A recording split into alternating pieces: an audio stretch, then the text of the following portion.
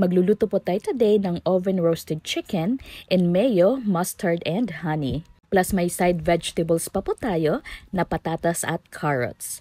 Gagawin po nating butterfly style ang ating isang buong manok para madali po itong lutuin at pantay po ang pagkakaluto nito. Pakukuluan po natin ito for 10 minutes at lalagyan po natin ang sabaw ng asin.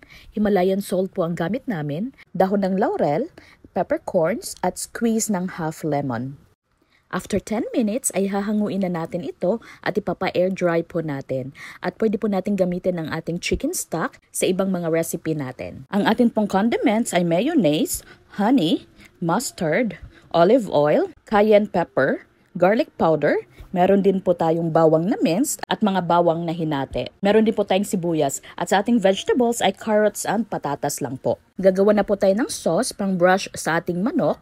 So mayonnaise at fresh garlic yung minced, mustard, honey, ihalo po natin at lalagyan po natin ng garlic powder, black pepper at squeeze ng natirang kalahating lemon. At 1/2 tablespoon ng cayenne powder.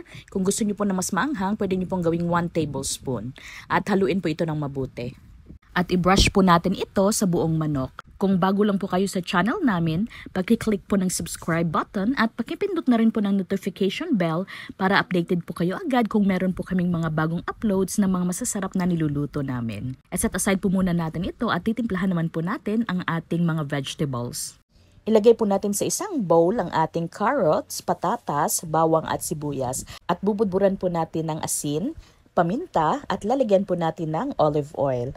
Haluin po natin at ilagay po natin sa baking tray kasama ang ating manok para sabay po ito na i-oven. Isasalang po natin ito sa ating preheated oven for 45 minutes at 180 degrees Celsius. After 45 minutes, luto na po ang ating oven roasted chicken in mayo, mustard, and honey. So tender and so juicy.